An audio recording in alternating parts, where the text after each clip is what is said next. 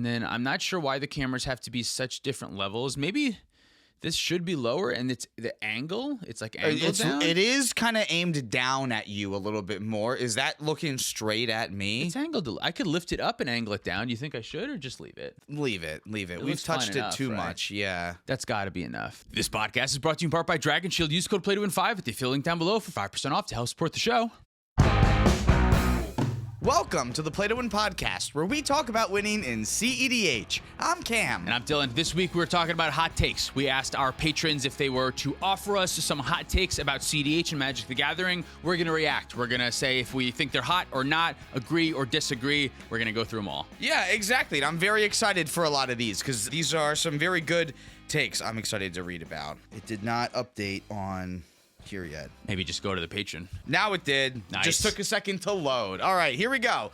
So our first hot take is from Max, who says that Hull Breacher isn't too harsh and should be unbanned. Really, most cards should be unbanned now that we have the Game Changers list. Interesting. Should is an interesting word here, I think. Most cards should be banned. This is a hot take, I would agree. Most cards should be unbanned, most cards should be unbanned. Those are most and should. Those are kind of big words. I think I agree that it's a hot take. I don't know that I agree with the take. Hull Breacher is interesting because I do think it would be realistically like a net positive for cEDH. I kind of think so too. I mean, it was my proposed solution to getting out of mid-range hell for the longest time. Yeah. Something that actively stops card draw. Now we don't need to talk about banning Ristic Study anymore. I do agree, but I don't disagree that what Hull Breacher does is very powerful, especially in a casual meta, especially where players might not fully understand, I guess, before that they do what they're doing, how powerful wheeling with this card actually is, denying your cards of any new cards and then refilling your own self with filling a whole bunch of treasures. Like, that is insanely powerful. And for blue to have access to effect like this, like, it is egregious. But like I said, I do think it would be a net positive for cEDH specifically. Yeah, I do think so too. Now, the second part is most cards should be unbanned now that we have the Game Changers list.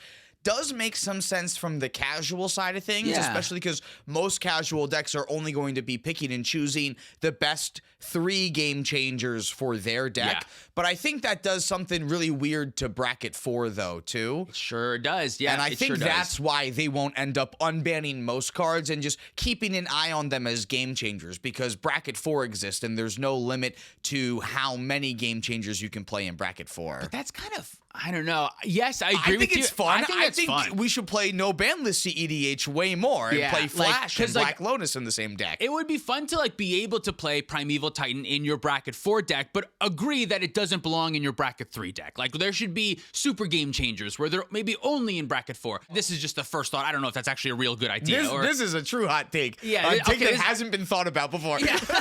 But like, I would love to like consider recurring nightmare. I would love to be able to play that card in a commander setting, but like with under the opponent's understanding, like they're also going to be playing Sylvan Primordial and other shit that like is on a similar level. That sounds fun to me. You know, Stoneforge Mystic is a card that was banned in Standard. Except when you played it in a very specific White Weenie pre-con deck that you could buy off of the shelves. Right, that was the only time you were allowed to play it. So I think stuff like that would be interesting. That would be a hell of a thing to keep track of all the time. There are certainly some cards, though, that I personally think should remain banned for sure, just because for playstyle reasons. Shaharazad's an obvious one. Yeah. But even that's why Max said most and not all. Yeah. And I don't know what an example of too powerful would be. To me, the first thought goes to Time Vault. I don't want to give every deck the ability to have infinite turns. Right. The cheapest way to get infinite turns, the cheapest way for a 2-card combo is it's 3 generic mana for 2 cards. Like, to me, like, that card could remain. I could see something like that. The Moxes, conspiracies and stuff like that. The conspiracies, yeah. Get rid of those. I want the Moxes. You want the Moxes. If we're unbanning stuff, why do we care about the Moxes? They are so powerful. Lands. Dude, yeah. 5-color Breach gets infinitely better. Terra, my favorite deck. If I can play all 5 Moxes and Black Lotus, holy better. shit. Yeah. Like, the more colors you play, that just, it's hard to understate how powerful just Mox is, like, without having to discard a card, without having to exile a card, without having to have other artifacts. Just Mox is so powerful. That would surely change the format. But yeah, I agree, it would be fun. It would make owning a real cEDH deck like next to impossible. Oh yeah, we'd have to really lean into proxies. Yeah, and if we which want we already are though, right? But like if we want Wizards to keep supporting the format, we need to make sure that they're gonna make decisions exactly that are good for the wallets of players too. If they're not going to, promote promote the use of proxies in cEDH play, right? So I don't think we're realistically going to be doing anything that involves the reserve list being available. But okay, yeah, that's enough on that. I feel like we talked a lot on that hot take. Yeah, the take is a little hot. Do I agree? A little bit. Some things, yeah, I agree. The bracket system does make it so that we should unban some cards. Yeah, I agree. We can be a little bit more frivolous with unbans, I think, but I don't know that every card should be popping off. But maybe most. Maybe most. Sebastian says, how about when time is called, we finish the complete turn cycle? So time gets called, it's turn 5, and player 2 is the active player. They pass. Player 3 gets to play out their turn and pass. So does player 4, and either anyone will present a win or they'll draw after the last player goes. This is great in theory. This adds so much time to a tournament, letting the entire turn cycle finish out. It could add an extra hour at the end of each round. Like and the last turn of a game can last like a very long time. Yeah, we've had problems where even that last turn of the game goes for 40 minutes. Especially if you're like a Kark deck, like a Storm deck or something. Yeah. There's no reason for you to not keep taking game actions until your opponents concede, because you're allowed to just keep on moving the game around and keep on taking 1,000 actions. So what if there's 2 Kark decks at the table? Right. What if there's 3 Kark decks? Like what if the tables get to the point where everyone's going to be pushing just as hard the same way because they want to win? I think it's nice to have a firm ending. We know once time is so round, too, you finish the 10 minutes left in this round or whatever, or to draw. We normally do it that like you get 10 extra minutes in the player that we're 20, at, 20 or something like that. Yeah. And then if you don't finish by then, it's a draw. I think that's fine. You got to finish on time. It's part of the game. I think so too. Every game has a timed aspect to it, and I think that keeping the timed aspect in force. Plus, like, I want to go home at the end of the day too. Like, I do love playing in cEDH tournaments, but there's a lot of takes that we got that involved making cEDH tournaments go longer. Oh, yeah. I think my thought in general is no. I don't want to do anything that's going to implement a way longer round in general. I think for tournament cEDH, we should be aiming to try to make the experience faster. Just because of the nature of 4-player, it can so easily be tipped into like upside down worlds where the game can go on forever. I think we have to be actively doing things to keep it away from that. It's like the TikTokification of cEDH, weirdly enough. Elaborate on that. My attention span cannot go for so long that I can play long 3-hour games all day. I want to play shorter games that go way quicker and have an ending so that I can go to the bathroom or go get a snack. I think Brad Nelson said something to the effect of, I want to win quickly so I can go get a hot dog and come back in time for my next round or something. There was a time, I don't know if you remember Brad Nelson. He had like I love Brad Nelson. Great. Yeah. He said something to the effect, I wish I could remember it now, of like,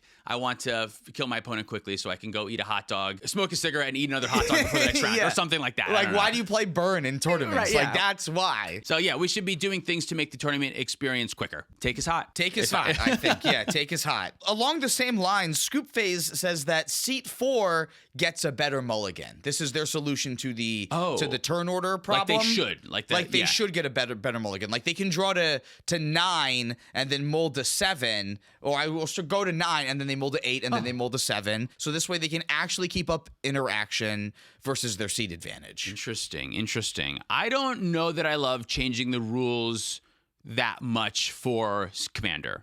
That's my gut take right away. Okay, I don't know if I love changing that. If I would, I don't know that I would give them an extra resource, maybe just an extra look. So like they get 2 free 7s or something like that. Like they just get an extra look at another free 7. Maybe that would be an option. I've seen some people talk about Seat 4 gets a treasure or something, or Seat 4 gets like a Scry 4 and Seat 3 gets a Scry 3. We also got a lot of things that tried to fix the turn order problem for tournaments in general as like hot takes from people. Oh, yeah. We got a lot of that. That's fair. Seat 4 has notoriously a much lower win rate than the rest of the seats in all the data that we've seen, basically. I want to know how far a lot of that data goes back. Are we only looking at this in mid-range hell? Like, is all of our data about the cEDH tournament stuff from the mid-range hell time period? Because maybe a turbo meta changes that quite a bit. Yeah, because you play Atali and you don't normally mind going Seat 4, you said. I almost don't care what my seeding order is, because whether I have to play through like one turn 2 Ristic Study or turn 2 Ristic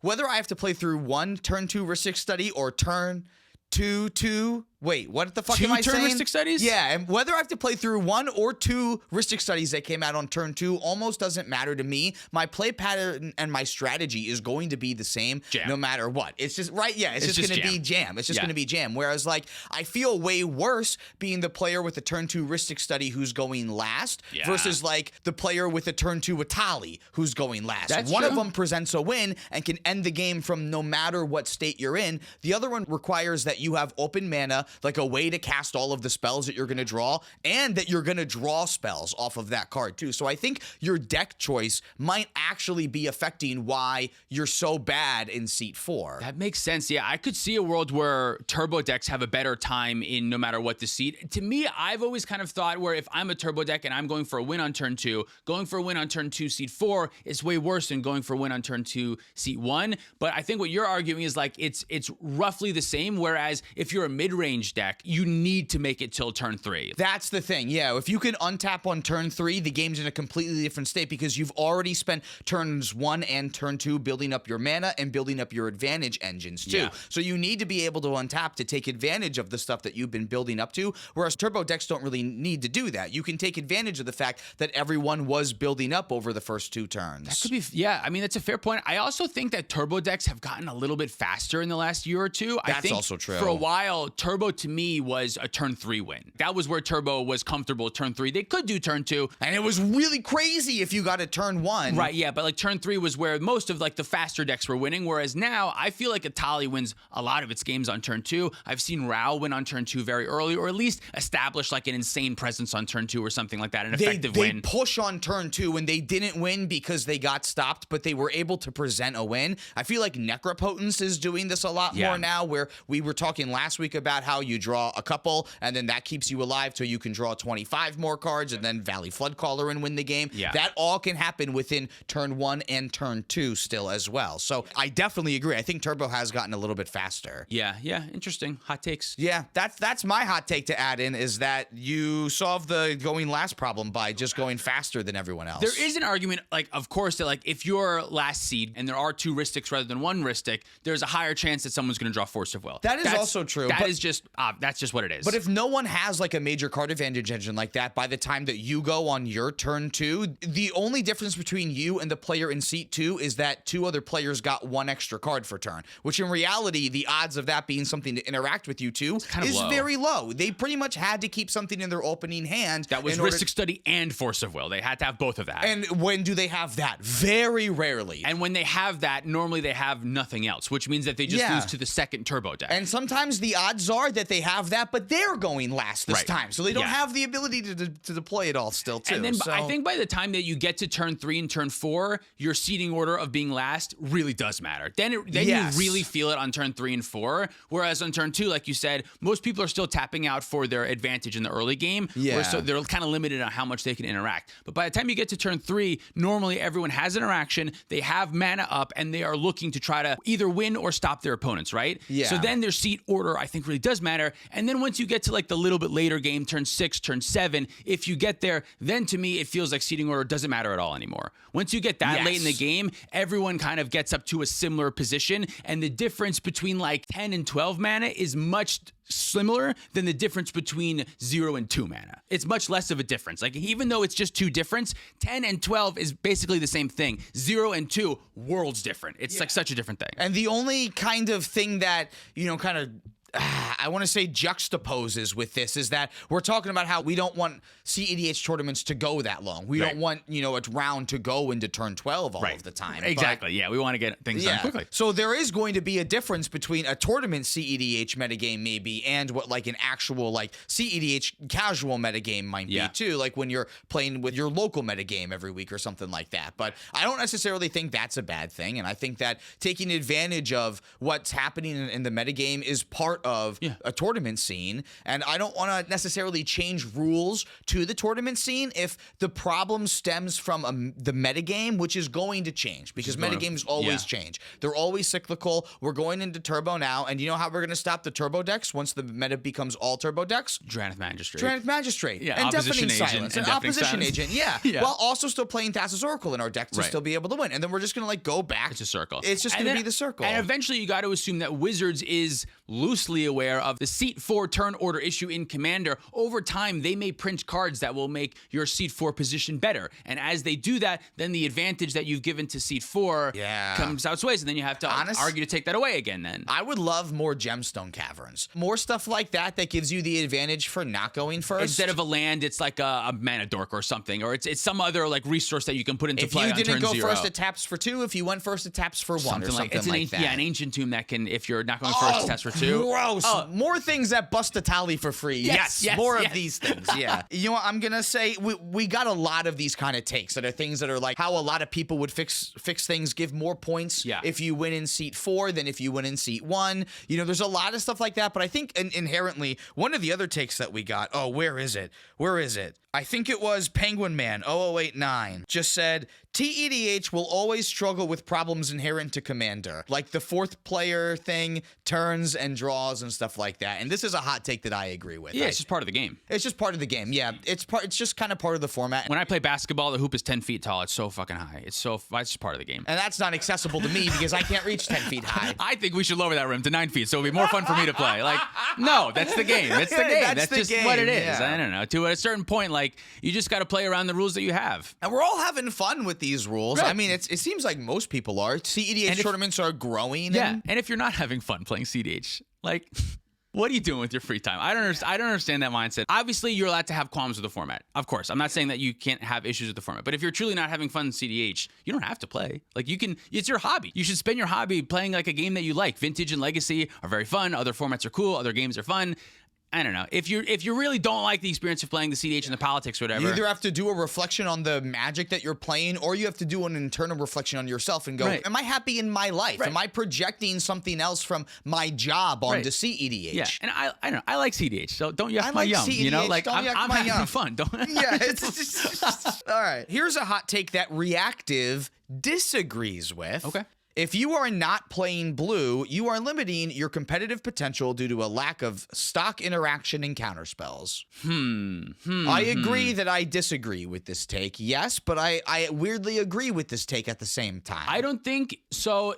Can you say it to me one more time? Yeah, if you're not playing blue, you are limiting your competitive potential due to a lack of stock interaction and counterspells. I do think that if you're not playing blue, you are limiting yourself. But I wouldn't say the reason is because of stock interaction and counterspells. I would say the reason is because options. Blue gives you options. More colors gives you options. Oftentimes, the more options you have, the higher your win rate will be. I think that's proven in that most of the top decks in cEDH are blue decks or decks with multiple colors. Now, that doesn't mean that decks can't be still powerful enough to avoid that, but that's because the commanders are out of their mind broken. It's not necessarily because the deck and the color situation can make that happen. I know Jeremy Reactive plays Magda, and Lumra.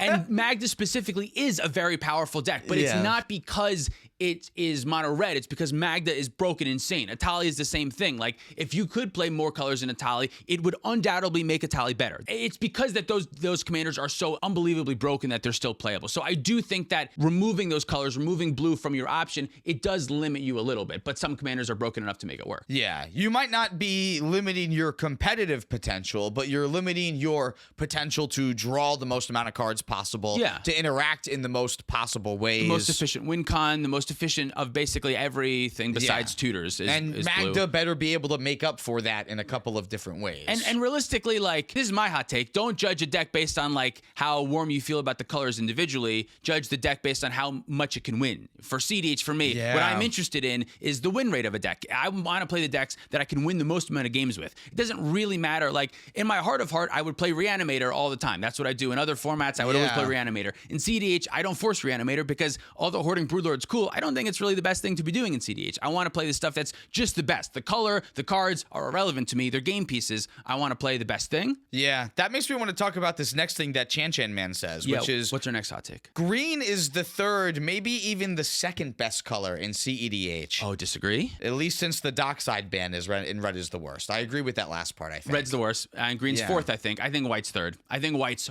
hard third. You think green is still fourth? I think green's still fourth. I think green's pushing up there. It's going. I will agree with you. It's going up. White is being held together by Silence, Grand Abolisher, and Voice of Victory. Like, those three cards are holding the whole color together. I firmly believe that. And maybe Savine's Reclamation is like down over here. But white is now what red, I feel like, used to be. I don't know if anything changes, but like it's shallow but powerful. It's got 5 insanely strong cards and then not much depth. Whereas green, I think, has not as much shiners, but more depth. It's got a wider array of things that are almost good. Green has not as much shiners, but a wider array of depth. Does that make sense? I am having trouble following. I'm not going to lie. So, like, I don't think green has one card that's as good as Silence. I think Silence is far better than anything green has to offer. I think that Gaia's Cradle is something that green has to offer. You know what? You're right. And I think that has kind of made this take a little bit more lukewarm than hot. I think that green is either the... Green might... I think I would agree that green's probably the third best color. Really? Because I think that it has more tools to offer me now than white has more recently. Okay. And that you can excuse white because... Rograk Thrasios is only playing blue and green cards for the most part. You don't need Yoshimaru. Yoshimaru consistently is the lesser performing version of these 3-color Thrasios decks. Yeah, the Cradle deck specifically, Yeah. I've kind of been on blue and black are still the best colors, but because of the tech we've been getting with Gaia's Cradle, because like Enduring Vitality, and now things like Badgermole Cub are around, I think that green has kind of moved up to the third best spot. I'm not ready to say that it's better than black. But I think I'm ready to say it's better than white. Maybe. You have made some good points. There have been some new cards in the last 6 months that are very powerful. And like I said, like green's power level is wide. They have a lot of very almost... I just weigh Grand Abolisher and Silence really heavy. I think those cards are so good. Well, because when you see a white card in cEDH, it wins the game right there. Boom, right there. It wins the game immediately. Right, whereas Cradle doesn't necessarily win the turn it's dropped. But normally you need a turn or two. It slowly is winning the game throughout a bunch of turns, though. It's just like a little bit more innocuous. Right, yeah. So maybe it could be just a perception thing. I could see that they're maybe closer than I initially argued, but I do still think that white is the third best for now. I think ranking either white third or fourth is fine. I wouldn't have any qualms with that. I would have qualms if you put them in any of the other spots. And then red has Underworld Breach, which is holding it together. Which is why it's the worst color in cEDH. Because it has one card that's good. Yep. Which is funny because you play Atali, which has a ton of red cards in it. And it's mostly a red deck, yeah. Well, Atali's only good because there's green in it. If you couldn't food chain in Atali, you should play Godo. Yeah, and because Atali is broken in half. What Atali does is insane. It could be any color. It could be no colors. It would be good. Atali's a 5-color deck. Let's be real. That's why it's good. Because you're playing your opponent's cards. Yeah, exactly. I play my opponent's cards. My lands just don't tap for 5 colors. Right. Some of them. Well, yeah. Some of them do. Yeah. No. Let me tell more lies. How about that? What's another hot take? All right. Let's talk about another hot take. I'm going to the bottom now. Robert said something. Nadu didn't need to be banned any more than Vivi does, which is 0%. They should be relegated to cEDH by pre-game discussion and will inherently work their way out of tournaments due to the time it takes to manually storm enough through wins. I don't think that last part is true at all, and I do think that Nadu is too powerful. I don't think that real competitive players will not play a deck just because it's long to execute. If the deck is good, they'll play it. Do you think that Nadu just had recency bias, and if we would have given it a year, people would have moved off of it, and it still would have been around as one of the better decks you could play, but it wouldn't have been so prevalent because it wasn't so new? I mean, Nadu just got banned in Legacy. I think the card was a design mistake in 1,000 ways. It should be banned in all the formats. It just is. It's too powerful. It does too many things. It takes too long. But yeah, I could see a world where like it wouldn't be the most dominating deck in the format. It would be one of 3 or 4. Yeah, if you gave it room to breathe. I think it would have isolated the format, though. It would have made a very, very clear option for a better blue-green deck than Kinnan. You would have had to play something that is extremely powerful to keep up with it. I think Nadu was really good against the tier 3 decks because of just like how much it could do. All of the things that they do feed into Nadu then too. Like you try to remove it because that's the only thing your tier 3 deck can do is like removal or something. Yeah, exactly. And then you just lose because you gave them the answer to your removal spell and stuff. And I don't think Vivi is actually that strong. Good. I just took it apart. Yeah. I think Vivi is weirdly like the fair version of Nadu. I think it does a similar thing in a much more fair way. I don't think Vivi should be banned because it's not nearly as powerful. But it's just way easier to fail with Vivi. Yeah, there's a much more obvious tipping point where you can do something and stop the Vivi. Vivi runs out of mana eventually. Once you use Vivi and use all that mana, you've run out. But like Nadu could always find you more mana. Right, yeah. I do miss playing Nadu. Yeah, oh yeah, insanely powerful. But I do think this is a hot take. I think Nadu is one of the few cards that if we were to unban a whole bunch of shit, I would probably leave Nadu on there for now. until the rest of the format power crept up to keep up with it. All right, let's stop talking about bans and tournaments. Let's talk about what Waltman says here, which is land loops with Aftermath, Analyst, and Lumra will be the third best win condition in the format within a year. Interesting. This is like a very specific pitch that I feel like Waltman's selling us on. I think these lines are interesting, and I think they can be difficult to interact with. I think those things are both positives. I don't know. You have to play a lot of very specific and interesting cards to make decks like this work. These lands matters decks. It's a whole strategy, I'm realizing. It's not just like how you can throw Underworld Breach, Brain Freeze, and LED into a deck, and as long as you can tutor them, it's going to be good. It's way different when, like, your whole deck, now your commander also has to be built around it. I can still see it being, like, a very strong thing, but I don't think we're seeing these strategies, like, win a lot of tournaments right now. Yeah. I think we still need more tools that are a little bit quicker than the tools that we have right now, because I feel like these decks still need a lot of pieces. Yeah, I think I agree. The Wandering Minstrel and Lumra and the weird versions of Korvold and the weird versions of Rock Thras have been doing more land shit utilizing some of these cards. It's hard to say. They need a couple more pieces for me to, like, firmly say. So I do agree that this is a hot take to say that'll be the third best win condition in the next year. This is a really good hot take. As is, I don't know that I agree with they are the third best, but within the next year, if a couple cards get printed and we pay more attention, like there's more builders doing more experimenting with the lands matter strategies, I guess I could see that being an option. Because it's never going to be better than Thassa's Oracle, and it's never going to be better than Underworld Breach. Right. So it has to, like, come to just around there. And, like, what else? What is the third best win condition in cEDH right now? So Breach, I guess, is Breach and Thoracle different? Because to me, they almost feel like they're connected, but I guess they are different, right? They're different. Yeah. So if we're counting like Breach is the best win con and Thoracle is the second best, what's the third best? Probably something with Cradle or Sisay. One of the Cradle lines that is involved in Talon Gates of Madara and Abora Breachcaller. Infinite mana with Cradle in general is the third best way to win the game. Or Sisay. Which Sisay is also infinite mana, so like same category over there. Infinite mana in general. It's like like casting Atali is also like one of the better ways you could win the game. Yeah, but Atali doesn't technically win the game. It finds the wins. It finds you the Breach. It finds you. So does Sisay. It finds you the wins. It's Bloom Tender. It's like other lines that are doing something. Yeah, I guess. I would say that like a Bloom Tender line is the way that you're winning in Sisay. Yeah, infinite mana. I would categorize that the same. It's all under the same thing. So would you put Atali's wins in there, or is Atali's like a separate category? Atali wins with Food Chain. Like, that's how Atali wins. Like, Food Chain would be that. So Food Chain's the win. I think Food Chain's better than the Lumra stuff, and I think it's gonna. Wait a minute. You think Food Chain's better than Lumra? I'm so biased. Yeah. There's one Food Chain deck in cEDH right now, and it's outperforming the lands decks in cEDH. That's true. But again, there's always an asterisk on Atali, because it's like Atali is a mix. It's a more than its parts. What is the expression? We never get it right. I've tried to use this before. It's more than the sum of all of its parts. Its accumulation is more than the sum of its parts or something. Atali is a multiplication. It's not addition. Yes, that's a better way to say it. It's not good because Food Chain plus Squee is good. It's good because Atali plus 4 free spells is good. Instead of doing 2 + 2 is 4 + 2 is 6, you're doing 2 × 2 is 4 × 2 is 8, and that's how you're exponentially growing from there. If we were to answer the initial question of what's the best win cons in the format, I would say Underworld Breach, Lion's Eye Diamond, Brain Freeze, number 1. Yes. Thassa's Oracle, Demonic Consultation / Tainted Pact, number 2. Number 2. I would probably say right now, realistically, Talon Gates of Madara, Abora Breachcaller, Gaia's Cradle, number 3. I would say Infinite Mana with Gaia's Cradle is its own thing separate to all other Infinite Mana things. Yeah, those 3 specific are like, that's the final, this is infinite right here. This isn't 30, this is infinite. So that's the top 3. That's the top 3. I don't think the Lumra loops come close to those 3. I don't think so yet. And I think right after that top 3 is whatever Atali's doing. Food Chain. Right, food chaining. But specifically like the Atali food chain, that's one of the options. Whatever Sisay's doing, the Bloom Tender Sisay line, that Sisay facilitates that.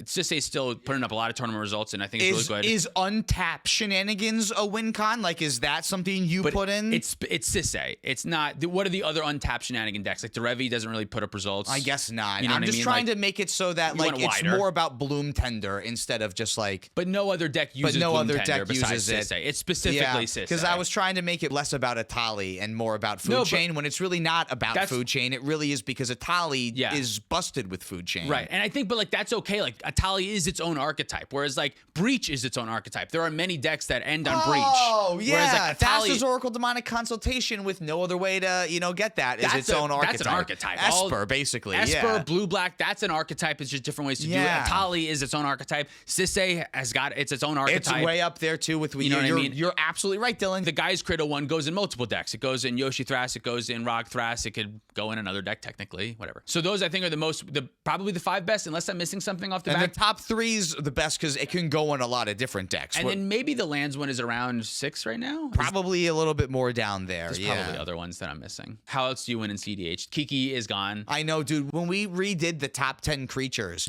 I was like, oh, I would love to redo the top 10 combos in cEDH. And I went like, no, there's really only 2 combos that we removed because Dockside got banned. And there's really like 1 to add. And it was the Gaia's Cradle, Ouroboros, Breeze Caller, Talongate stuff. So what are the other decks winning with? All of the decks that win. Oh, Magda. What is Magda's its own archetype? Magda's Yuriko is a Thoracle blue black deck. Thoracle deck. You put that in. Also has burn options. But it's like a burn. I feel like it plays more like a burn deck, and like your backup is Thoracle though. Maybe. I don't think Yuriko gets its own archetype though. You have to be in like the top 10 of decks to get your own archetype. Otherwise, you're just like doing fringe shit. And some of them, there's like crossover and shit. Like the Breach and Thoracle ones, they cross over in a lot of decks. Well, yeah, one deck can have multiples. It can have multiples. Yeah, but a lot of them that are their own archetype in the top 10, like Atali's not going to have that crossover. No, yeah. And Dualcaster Mage, even though Atali can win with that, that is not something that is like around in decks. I guess, yeah, Twin Flame Dualcaster would be, I guess, another win condition. Well, right now, I feel like the better ways to win, if you're not doing one of those top 3 things, everything else that we said is abuse the shit out of your commander. Yeah. That's the way to win. Yeah. Sisei, Atali, Kinnan, probably even. Their win conditions are abuse the shit out of your commander. Yeah. But technically, Kinnan's win is like Basalt Thrasios, but that's not really a win. The win was Kinnan, and you had 64 mana, and eventually you flipped into Thrasios, and there you go. Realistically, that's what this is. And that's kind of where I would want to put Lumra then, and Wandering Minstrel, is that they fit into there, and that's always going to be the 4th best way that you can win. Some version of your commander does something nutty. Yeah, exactly. Whereas, like, Underworld Breach is just great. It's going to go in every single deck that can do it and be built around it and be so difficult to interact with because you can come from nothing. Right. Thassa's Oracle Demonic Consultation is so difficult to interact with. You can set it up safely, and it's relatively easy to put together, but is a little bit harder than Breach because it's 2 cards you need to assemble, which can flub you up. Gaia's Cradle is so easy to win with these infinite mana loops because every deck that plays Gaia's Cradle just wants it in play every single game anyway, and then all of the other cards are just incidentally so good that go along with it that it's so synergy-based that it's so tough to be able to combine with it too, and that all of these other decks, like your commander can be so good, but it has to give up the ability to do something else if you're going to break your commander to make it so synergistic, I think. Yeah, and that's what makes it worse than like the Breach decks that can always play Rhystic Study and all of the best interaction and all of the best tutors. And I would even argue that the Gaia's Cradle Breeze Caller line, like realistically, those are Thrasios decks. Like if we're gonna be real, like there's no other way to do infinite mana with any other commander. Like there is, but there's not. Thrasios is the best by far. So realistically, you could make an argument that like those Cradle lines, they're another one of the commander ones. They're like Sisei. It's just with Thrasios, and you can pair it with different commanders. There's just more options to Thrasios, and I guess technically, like Kinnan in theory can also play those lines too. So like there are other weird times that these decks could play them, but I think Tyler's moved away from some of that stuff. I think so too, yeah. But like Breach and Thoracle are completely commander agnostic, and arguably the best combos in the format. Which is what makes them so good. Yeah, exactly. You can play them. You were on Thassa's Oracle for a little bit in Sisei. I play Underworld Breach in Atali. No way to go infinite though, right? It's just like recursion basically.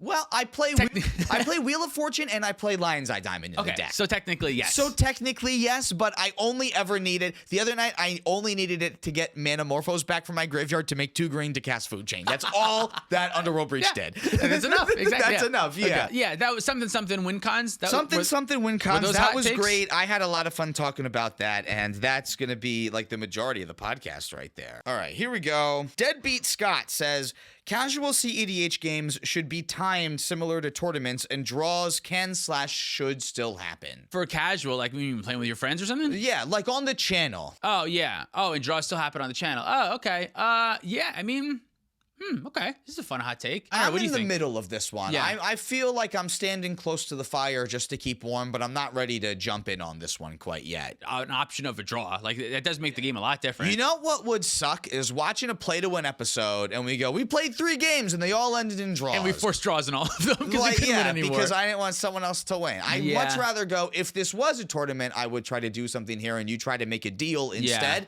I think that makes the casual side of it a little bit better, whereas, like, forced draws are only something that give you a competitive edge. I have no competitive edge in a casual game of cEDH. It doesn't matter. I get no points. I get nothing out of it besides the fact that I do like to win because winning is fun. Yeah, that would be interesting, though, if there are anyone else, I don't want to do this, but any other cEDH content creators, if you were to structure something like this, where, like, you made, like, your gameplays like a tournament or something, and you were able to just, like, play for a draw and, like, keep that in mind, that would be interesting for a tournament cEDH player's perspective, because they would get to see how those politicking happens. Whereas right now, we don't really show those politics in our videos or anything, because the tournament politics are different, because, like, there are certain times where, like, I will actively fight to push the game into a draw if I'm in a tournament. So I could see that, like, that type of content being interesting. I don't know that I want to make that for the type of stuff that we do, particularly, at least not right now. But I would kind of want to see that. Yeah, and I think that if you talk to your pod that you're playing and go, hey, I'm practicing for a tournament, can we play like we're playing in a tournament? Yeah. I think that's completely different. Like, I think it's, like, part of the Rule Zero discussion that if that, like you're saying, if that is something that you want to do in your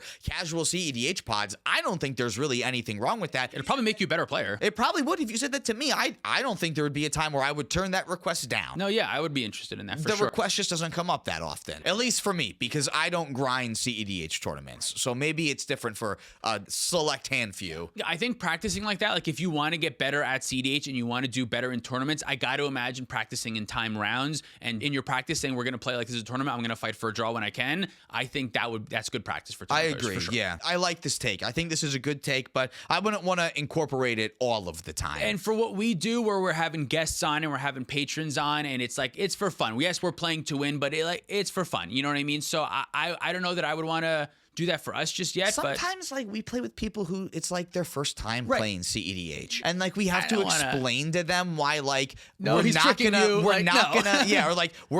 going to let them win because we're forcing a draw because I don't want Tyler to win either. Right. Like, I feel like that creates a lot of feel bads in casual scenarios if people aren't ready for it. But if it's part of your pregame discussion, I think it's okay. Hey, it's me, Cam, and I'm in the editing room, and I'm yelling at myself because I'm not actually saying what I really want to say, which is the finals and semifinals of tournaments are not timed rounds. So if you actually want to get practice in the most important matches of your tournament career, you should still know how to come out of really complicated board scenarios without trying to force draws. So kind of a bad practice to go for all of the time.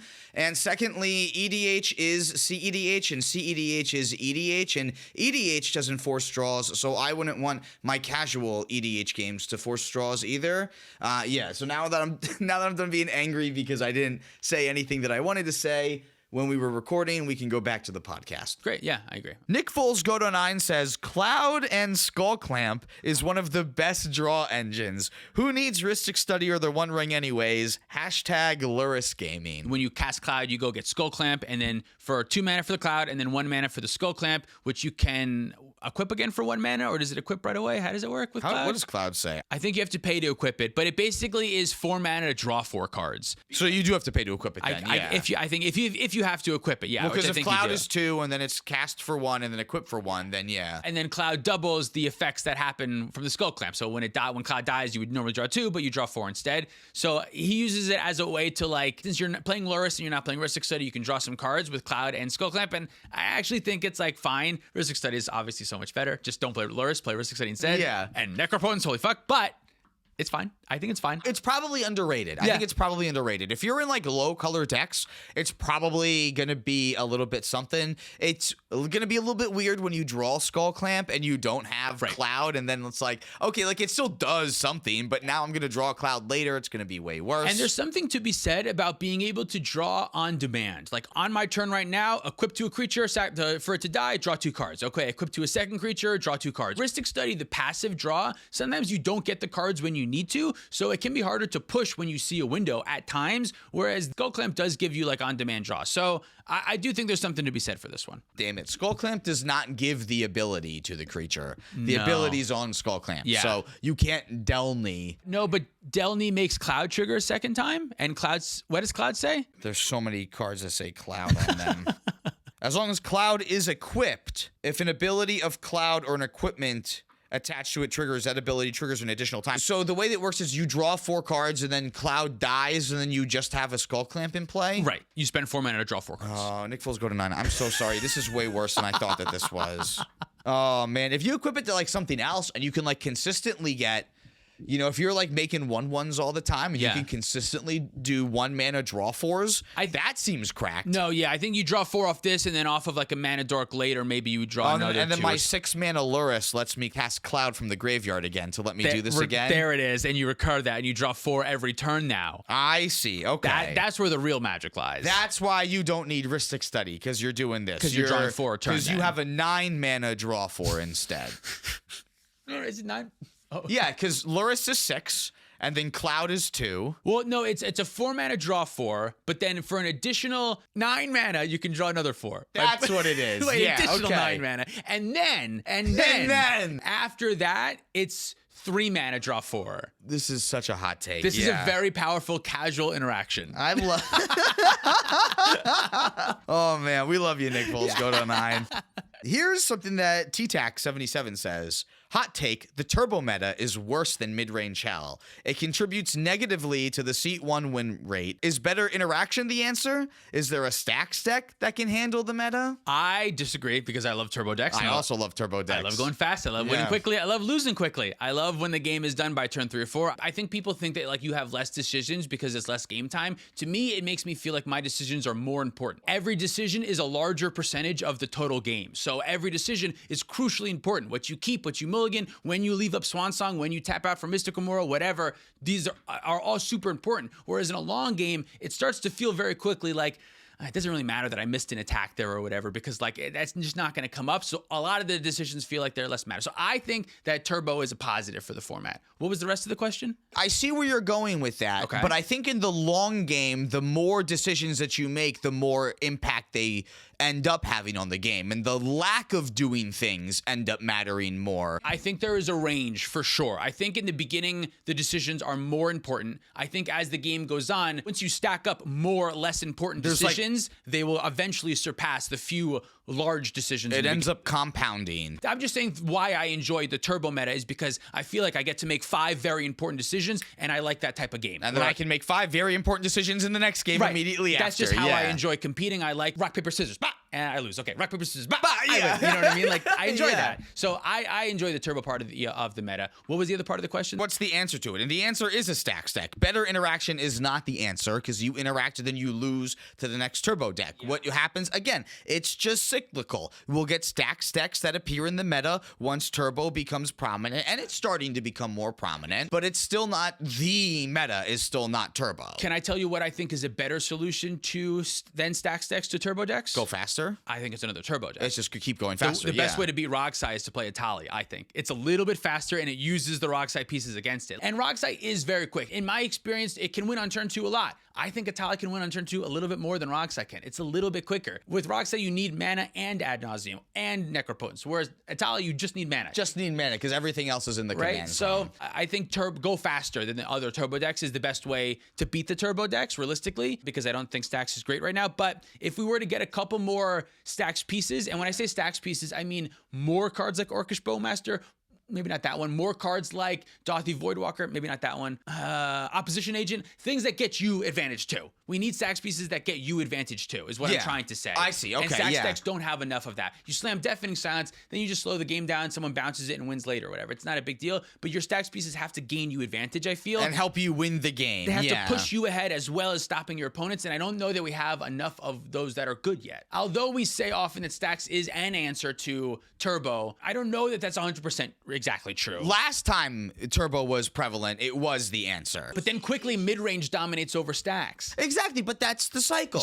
That's the cycle. Yeah, so we played, there were stacks decks for a while. Like, I even tried like a Thrasios Tymna stacks deck. Like, Winota was huge, and that's a solid 6 months to a year that you get like that. And that's a great cycle, I think. I think so too. But I guess what I'm saying is that I don't feel like Stacks has enough power right now to truly take on both of the archetypes, whereas Turbo right now, I do think it has enough power to take on Stacks and mid-range. That's right now. The meta's not quite Turbo enough for Stacks decks to be prevalent yet. But once the meta continues to speed up, we are in this lingering position in between the mid-range Hell meta and a new Turbo meta right now, which is what makes Stacks decks in a weirder place. That I agree, they can't keep both. Yeah. But once they don't need to worry about mid-range decks because it's only one of 4 to 5 pods that they're going to see a mid-range deck in, they can focus more in on only Turbo stuff and like hitting the specific things that work against, you know, Breach or Drannith Magistrate or, you know, Thassa's Oracle or, you know, Deafening Silence. Like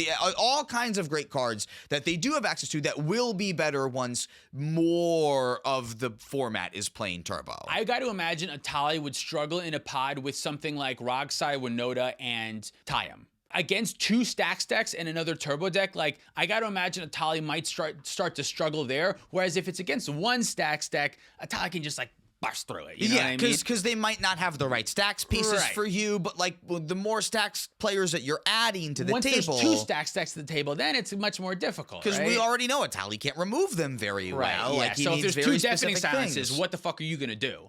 Nothing. I wait. Lose that game. I wait. Yeah, until I can flip forever. a Atali. Yeah. Right. Yeah. Yeah. In time, I could see the Stacks, you know, dominating a little bit more. But for right now, I think Turbo is going to continue take on the rise. a little bit of a second, but I like Turbo metas more than I like mid-range Hell metas. I disagree with the fact that they don't do anything great for the seat 1 win rate. I mean, yeah, if you're playing a Turbo deck and you go in seat 1, you try to push on seat 2, yeah, but like you're also going to be the first person that hits any interaction that people keep. And depending on what the politics of the table were, people are going to be talking about keeping hands that stop that Turbo deck too. So I think there's more that you can do against the Turbo meta than there is to do against the mid-range Hell meta, because the mid-range Hell meta always is prepared for whatever you're going to do to stop it and can always win on top of whatever you're trying to do. I think it's way more annoying trying to win in mid-range Hell. Yeah. You get way more draws. You want to stop draws? Play Turbo decks. You win the game, or other people have to force draws, but that's only right now because people are playing mid-range and they can get into that scenario. Yeah, if you don't like politicking, also Turbo decks are great for you. Turbo decks are great. You just shut the fuck up and play, and what are they going to do? You know what I mean? Yeah. Like, you don't have to argue stuff. So I agree. I think Turbo is great for cEDH. I totally agree. With you,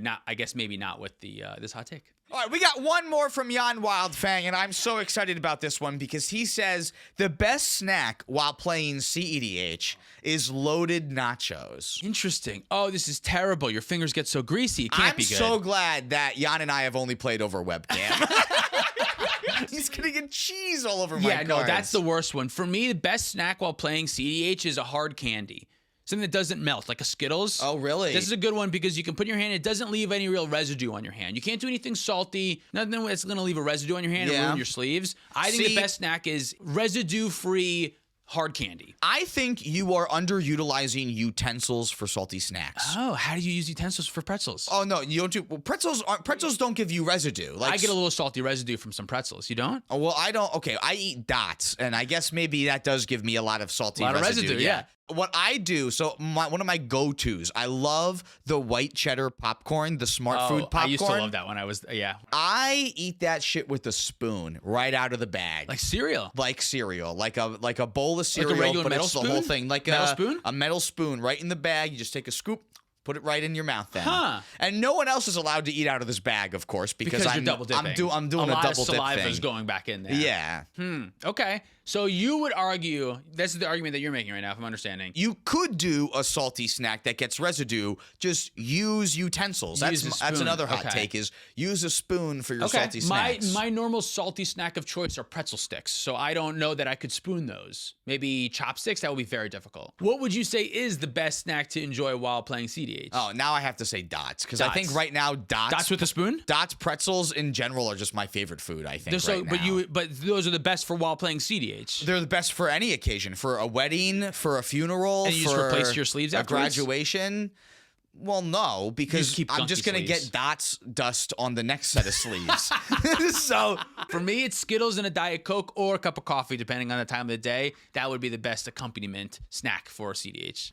Any other final hot takes? Do you have any personal hot takes? I threw in a lot of hot takes throughout this episode. I think I'm hot taked out. Yeah. Do you have any other hot takes you'd like to throw in here? Nope. Nothing No? else. That's it. Thanks so much for watching. If you want to support us directly, you can do so on Patreon, like our $100 patrons. Thanks, MTG, Wandering Around, Mike H, Tom Bieber, Cumulative Upkeep MTG, Nathan Cohen, Mr. Jerby, Okie Toad, Penguin Man 0089, Eli the Magic Guy, David Newman, Johnny Denver Omelet, Rocky Hall, Pat Fires, Frogman Spangler, Demetrius Clark, Larceny Roars, Your Boy Blue, Sparky B, Insomnia, SC Phillip, Olden Groupie, Zach Hartley, Big Legs Banjo, Reactive, Sean and the Ice Gaber, Garrett Mace the Ace, Luke Cook, Connor Sipon, Joshua Day, Peter Stewart, Corner Wong Wild, Uncle Butts, Kwaja A. Hamid, Scott Hawk, and Baby G-Bus. If you want to pick up any of our merch, you can do that at playtowinmtg.com. Thanks, Dragon Shield, for supporting the show. Use code PLAYTOWIN5 at the affiliate link down below. Follow us on the internet for more content. Thanks for watching. See you next time. I'm not Nathan, McSaucy, Max McComber, Meta, Ben Finelli, Jason Brooks, Safarius, Ashwayne, Dan the Man, Sarcastic, Mystic Muffin Man, Zachary Coulson, Dalton Poteet, Jan Wildfang, Dalton Poteet, Thomas Bueno, and David Nelson.